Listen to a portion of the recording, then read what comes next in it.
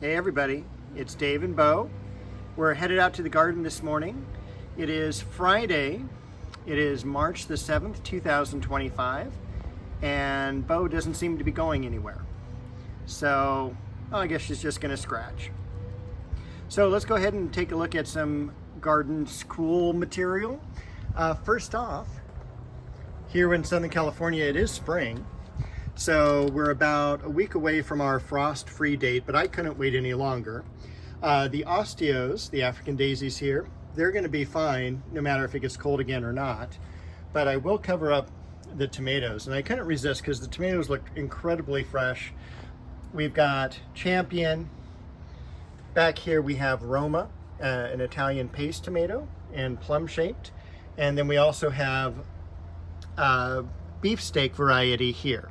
So looking forward to putting those in this week, and I cannot even wait for tomatoes until later. So let's take a quick look around the perimeter here. The magnolia definitely leafing out, totally different than it looked like a month ago. All the brickwork got done. And take a look at all the incredibly cool Iceland poppies there. Just a beautiful shades of pinks and yellows and oranges. The pansies as well are looking terrific. We did have some rain the past couple weeks, and Bo looks like she's going to join us. So I think we got about another inch of rain in the last couple of days. We do have some of the daffodils coming up that were planted late, and then the one that already bloomed is very much done.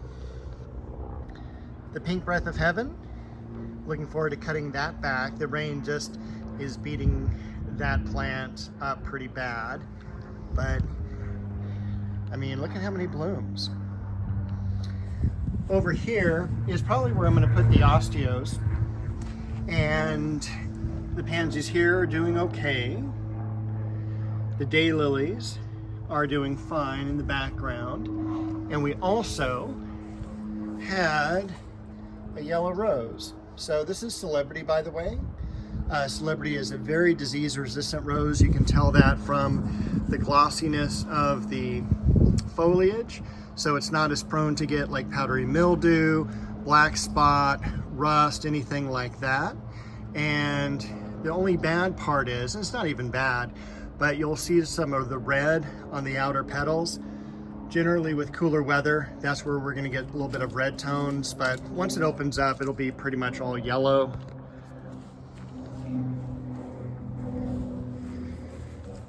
It's a little bit too muddy to go into the back area here, but nothing really has changed there. The hyacinths are pretty much done blooming. The leucojum is done blooming as well. Have some wonderful Shasta daisies filling in. And I also wanted to show you back here all these little starts of lemon balm that came off of the main plant. Those are doing incredibly well. And you'll also see back here, we have some liriope that was cut back when I weeded out everything here. Those are coming out again.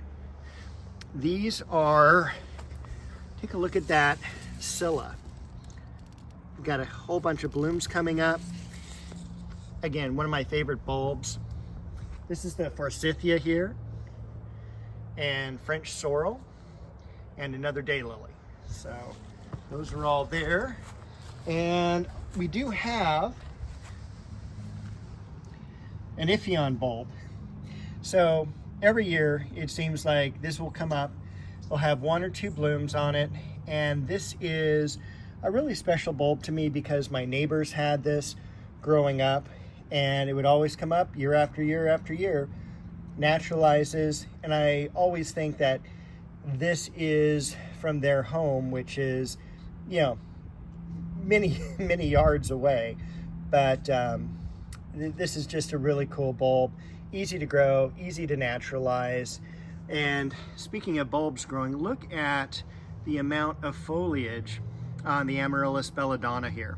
I am gonna have to cut back that plant pretty soon because there's just kind of too much, and it's beginning to choke out plants around it, such as the dianthus here, or the carnation. So I don't want it to get too, and there's Bo's ear, because she's right here, she has to be in the camera. But I don't want that carnation shaded out too much. We have the crimson bouquet rose leafing out, and look at all the oxalis blooms. A little bit on the alstroemeria. Our orchids survive the entire year and they're blooming.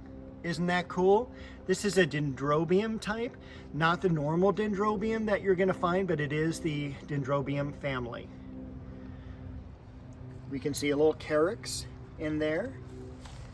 And over here, the daffodils are pretty much finishing up, but I still do love that kind of pink blossom to them. A lot of fern. Nothing yet on the Japanese maples. Let's see, over here we have one of the succulents I planted last year, kind of peeking through. A little bit larger stem coming up there. Behind I've got the red veined shard.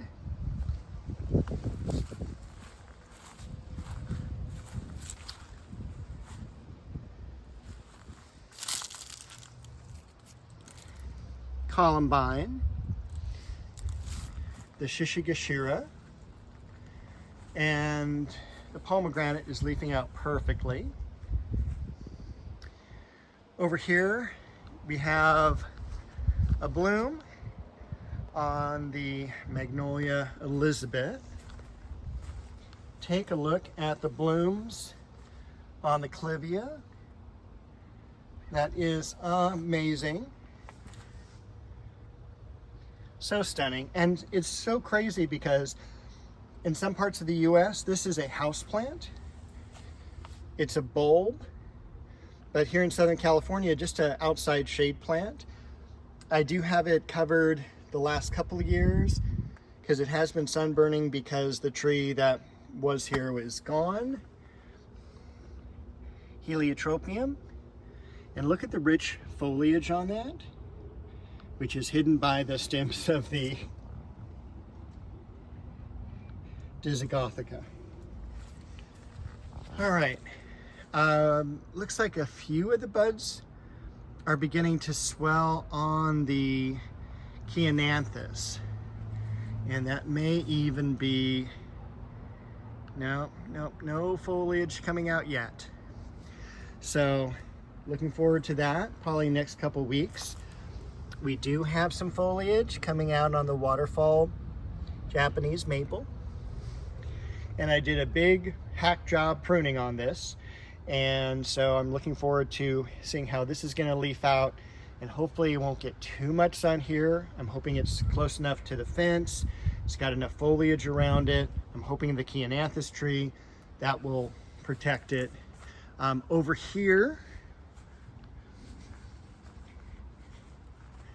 we've got a buds on this Magnolia Elizabeth. So hopefully that'll bloom and leaf out really nice.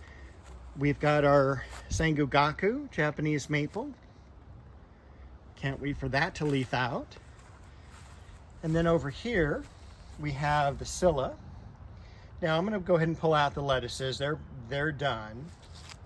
But again, look at how much foliage this is. And oh wow, look at this.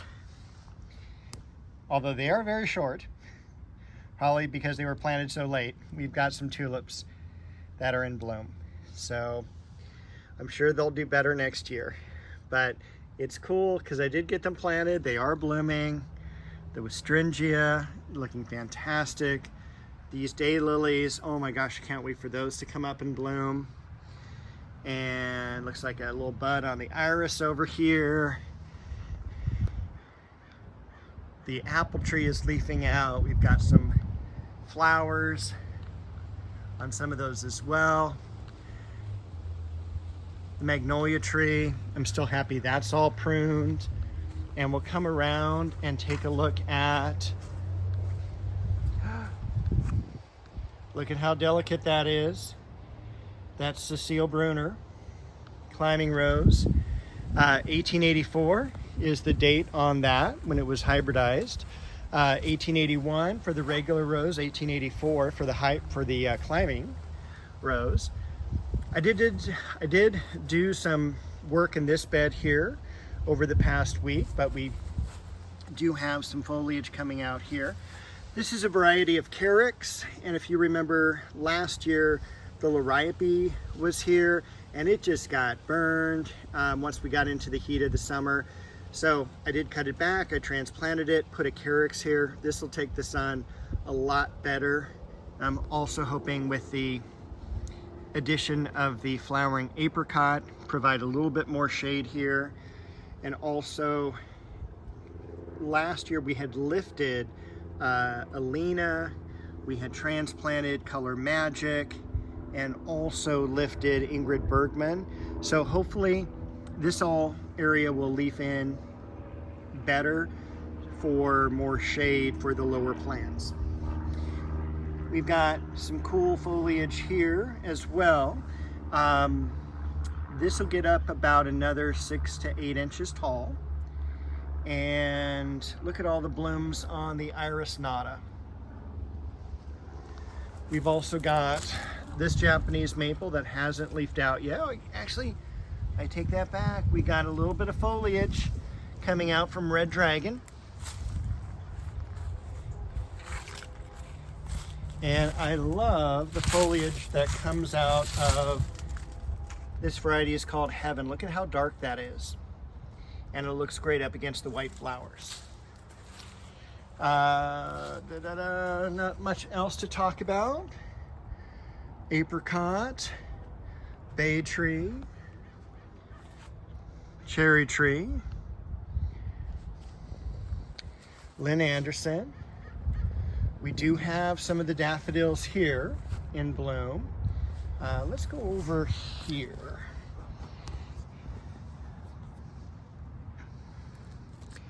Can't really get a good picture of them, but those are opening, which is great. Queen Elizabeth looking beautiful. Bow looking even more beautiful. Got our multi-trunked plum over here, multi-grafted I should say, one trunk only. Have 3 varieties on it. You can also see the Leonotis. Remember that was like 6 feet by 6 feet at the end of the season. I'm going to keep that pruned more this year. Sweet pea shrub. Almond bush here in the back. That's beginning to leaf out now too. You can kind of see all the new growth, and especially over here, a lot of the buds to bloom. Always seems that it's in bloom. Gold medal and crabapple. Look at these beautiful white flowers on this Westringia. Dogwood in the back. Legend. Perfect Moment. Lamb's ears. And I think that is about all. I do want to come out to the front yard for just a moment and show you the gladiolus. So besides the gladiolus, this is the area too I want to show you.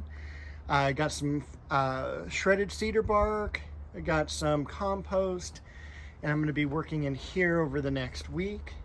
You can see a lot of the roses are leafing out and doing really well. But I need to get in here and weed before the season begins. I want to work on the fence. I need to prune back the ligustrum as well as the Cape honeysuckle here. which is gigantic. Over here, these are the David Austin roses. Once again, they're leafing out, but I need to get the weeds out first before anything. Remulch the area. The iceberg roses out in front, leafing out. And then these are the Gladiolus Tristis. And once again, these have been in the yard forever. Backyard, then I moved them to the front yard. They multiply like crazy. Look at all the foliage here, and they are a stunning bloom.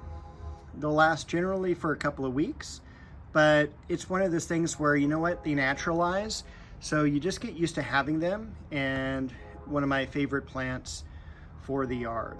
So with this, that's where I'm going to end for this week. Happy gardening. I'll see you next week along with Bo for another video.